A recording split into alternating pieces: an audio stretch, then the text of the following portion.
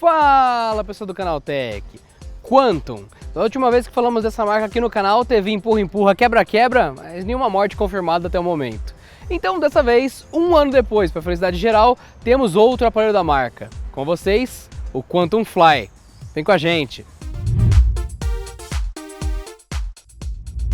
A Quantum é uma marca brasileira de celulares e que conta com o manto da Positivo em alguns aspectos. Como marca nacional, a fabricante incorporou no Fly os aspectos de sucesso que são populares por aqui, e isso inclui o design do aparelho. O resultado é uma peça de alumínio que lembra muito o cruzamento de um iPhone com um Lenovo. Basta girar o aparelho para notar que cada parte se assemelha mais a um ou ao outro. Ele traz o acabamento arredondado do seu vidro frontal, o tal 2.5D, e tem um peso aproximado de 140 gramas e 7.5 milímetros de espessura.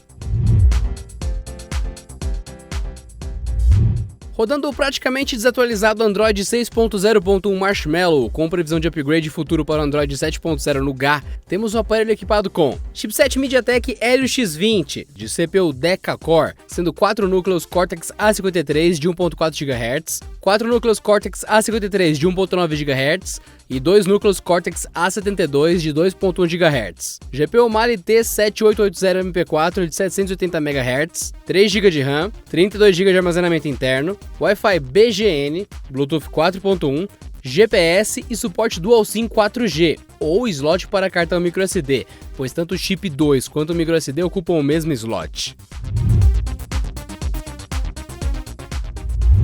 Exibindo as imagens do Fly, temos uma tela IPS LCD de 5.2 polegadas, rodando na resolução Full HD 1080p, fechando em 423 ppi de densidade. Além do acabamento arredondado nas bordas, temos a proteção Gorilla Glass 3 sobre o painel.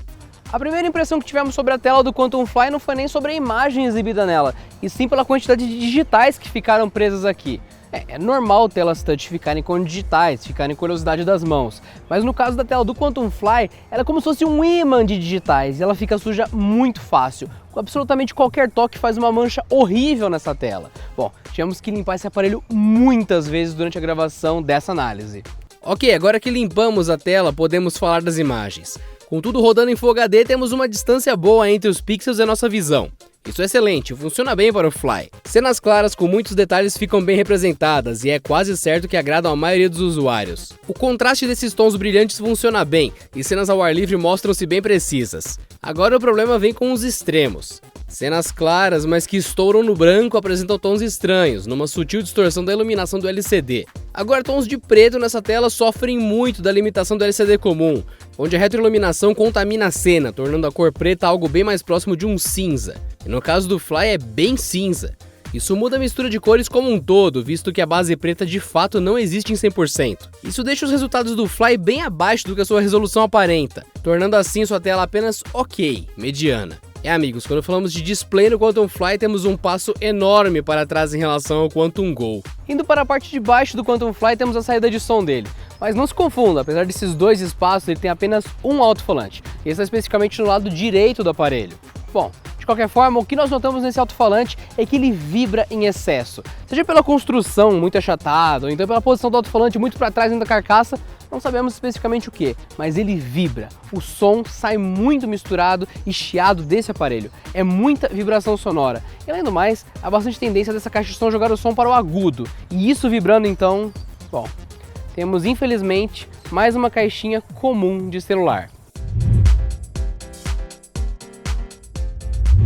Temos pouco dedo da Quantum na interface do aparelho. Podemos resumir grossamente as mudanças visíveis a pequenos ajustes no painel de notificações e a presença de alguns apps pré-instalados. Outras mudanças estão escondidas e espalhadas pelo sistema. Parece que a Quantum quis fazer mais por alguns recursos do Android. Vamos citar um exemplo. A adição do menu Programar, Desligar e Ligar, que faz exatamente o que o nome diz. São pequenas mudanças, mas em quantidade considerável. Aqui no Canal Tech sempre defendemos o Android puro. Vale lembrar que o Fly foi lançado no início da distribuição do Android 7 no GA para os dispositivos Nexus.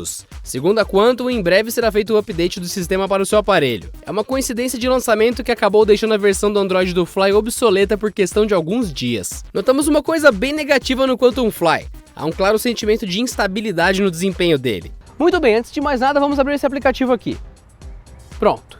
Vamos lá. Existem dois fatores que podem ser o caso desse Quantum Fly que está aqui em nossas mãos. A primeira opção é que realmente nossa unidade pode ter vindo premiada. A segunda opção, que é a mais provável, é que nesse momento futuro que você esteja assistindo, ou então você que está vendo daqui a um tempo essa análise, ok, pode ter já chegado um patch de correção para você no seu smartphone, hoje tem sido lançada uma atualização que corrigiu isso nos Quantum Flys por aí. Bom, de qualquer forma, existem alguns apps que hoje, na data dessa gravação desse vídeo, ainda nem abrem no Quantum Fly. A gente simplesmente não consegue nem iniciá-los, isso é uma instabilidade forte de sistema. Por exemplo, eu toquei no Asphalt 8, no início dessa frase que a gente começou aqui, todo esse papo, e ele não abriu até agora. Em geral, o desempenho é bom. Sabemos que vocês perguntaram sobre benchmarks, onde os números indicam que o aparelho foi muito bem. Certo, convidamos vocês a olharem o AnTuTu sendo rodado no aparelho. Ele consegue rodar o teste, não apresenta lentidão como alguns modelos mais humildes mostram. Mas também é visível que não está tudo bem. Muitos frames pulam o tempo todo. Ele consegue manter performance ao custo de abandonar alguns fragmentos de segundo cena a cena. Essa técnica de frame skip é comum em emuladores para lidar com situações pesadas demais. O resultado seria: games pesados funcionam, mas a impressão que você terá é que a imagem está falhando nas partes mais complexas do game. Tomamos bastante cuidado para explicar e mostrar para vocês sobre os números que foram divulgados sobre o Quantum Fly. A questão é, os benchmarks mostram muitos pontos e, na realidade, temos alguns problemas. A questão seria mais ou menos a seguinte, para resumir. Ele é uma máquina potente, mas não é estável. Então, dessa forma, temos um bom aparelho com alguns problemas. Então, de forma simples, pode ser o chipset MediaTek que não está adaptado corretamente para o código dos games, ou mesmo Android que não está ainda pronto para a versão que eles utilizaram aqui de construção de processadores, GPU e tudo mais. Enfim, como dizem os memes que a gente põe aqui no canal, algo de errado não está certo. E chegamos no ponto que fazia certo tempo que não aparecia numa análise nossa: calor. Em geral não é nada que incomode, apenas que faça perceptível de forma continuada. Essa temperatura só causa calores mesmo quando executamos games mais complexos, onde fica notável que o aparelho está quente. Em termos operacionais, tudo dentro do controle, mas é ligeiramente incômodo nas mãos. O problema mesmo é que calores como esse no smartphone costumam ser negativos para a performance geral do componente e também para a longevidade da bateria. E usabilidade significa também a praticidade e facilidade de usar o aparelho. E desbloquear o Fly com a digital é exatamente isso. Boa notícia, o leitor de digitais está aqui atrás dele, onde você naturalmente apoia o seu dedo. Basta encostar aqui para desbloquear imediatamente a tela do aparelho. Outra boa notícia, a precisão da leitura é excelente. Ele reconhece corretamente o dedo cadastrado e leva uma fração de segundo para liberar o Fly após o toque. E boa notícia, o celular pode estar bloqueado, mas basta encostar o dedo no sensor que ele irá acordar imediatamente, já desbloqueado. E era isso que a gente tinha para falar da leitura de digitais no Fly. Que foi? Achou que ia ter alguma má notícia no meio? Não, o sensor biométrico dele é excelente mesmo. Conhecendo o Brasil, a Quantum insiste em lançar um aparelho com gaveta compartilhada. É uma forte realidade brasileira querer usar 2 chips e microSD. Isso é um passo muito estranho, ainda mais por ser uma empresa que diz conhecer perfeitamente o perfil brasileiro e mais ainda ser nacional. Ok, 32 GB de armazenamento interno é bom, mas essa piada de microSD está ficando sem graça já. Escolher entre chip 2 ou mais memória é uma afronta ao consumidor.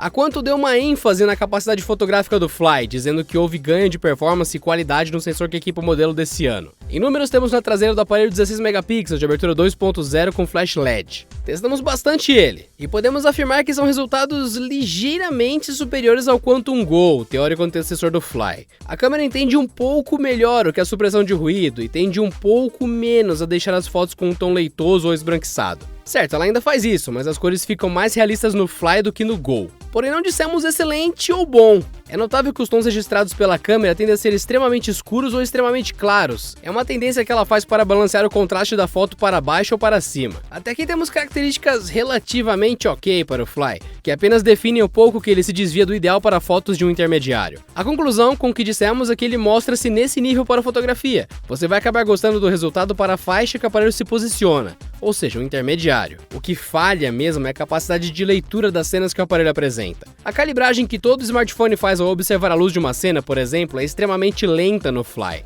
principalmente na câmera frontal de 8 megapixels com ângulo de visão de 80 graus. A câmera traseira sofre mais com o autofoco, que se esforça mesmo em cenas que notavelmente teriam foco infinito, como fotografias de horizonte. A Quantum melhorou muito sua capacidade fotográfica, mas ainda tem muito chão por vir. Até o vazamento de luz nas fotos traseiras, aqueles rastros que fontes brilhantes fazem na lente, foram quase eliminados, mas estão presentes para os mais observadores. E tudo o que falamos acima se aplica aos vídeos gravados em 1080p, que é o que o aparelho é capaz de produzir. Um Um detalhe que não poderíamos deixar de citar, o modo Quantum de fotografia.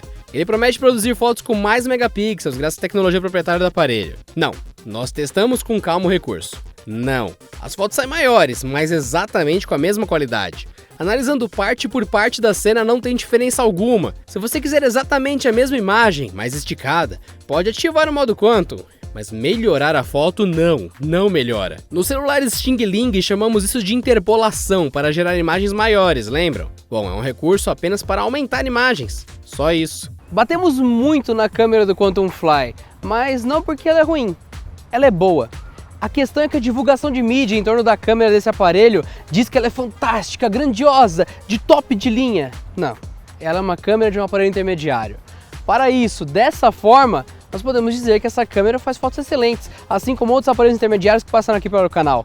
É apenas uma questão de colocá-la como câmera intermediária. Isso que ela é.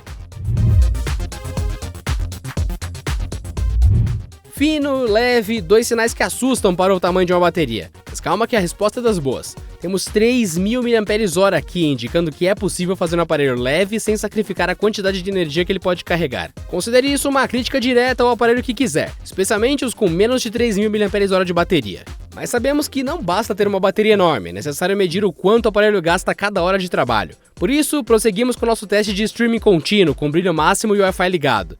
E não deu muito certo. Foram consumidos 20% da carga da bateria a cada rodada de 1 hora de testes. Repetimos várias vezes e não tivemos outro resultado. Isso indica uma realidade cruel.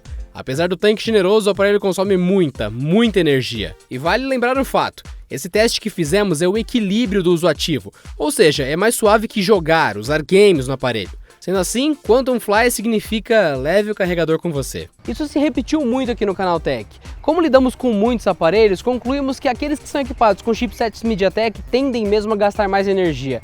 Parece que é o perfil energético desse chip mesmo que acaba fazendo isso. Junto com o aparelho temos ainda o carregador incluso, de 2.000 mAh, o que significa que é cerca de 1h30 o tempo total de recarga do aparelho. Ainda no pacote há o seu par de fones de ouvido intra-auriculares. A qualidade de som é bem superior ao que normalmente encontramos em fones iniciais que acompanham smartphones.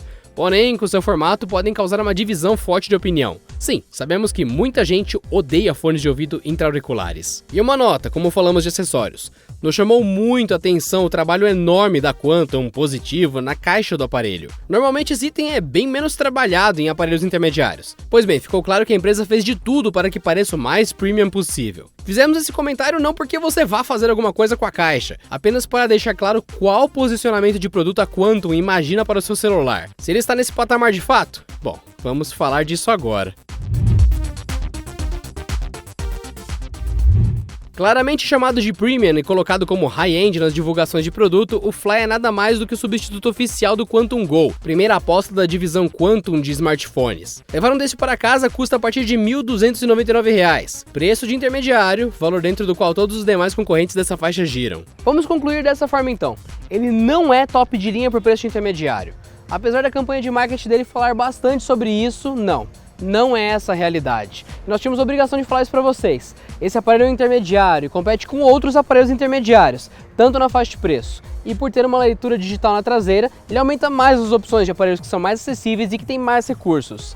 Ele é um bom intermediário, só que não é top de linha. Gravem bem isso, apesar de tudo que fala-se sobre o Quantum Fly, essa é a realidade do aparelho. Ele não é o negócio da China nem o smartphone do século, mas um intermediário. E se você quiser deixar sua opinião sobre o Fly, coloque aí nos comentários agora mesmo antes de ir embora do vídeo. E tem mais análises como essa pra você, é só clicar aqui em cima nos cards que aparece no canto superior direito. Ou então, clica aqui embaixo em Canal Tech, se inscreva, comente sobre o Fly e até a próxima!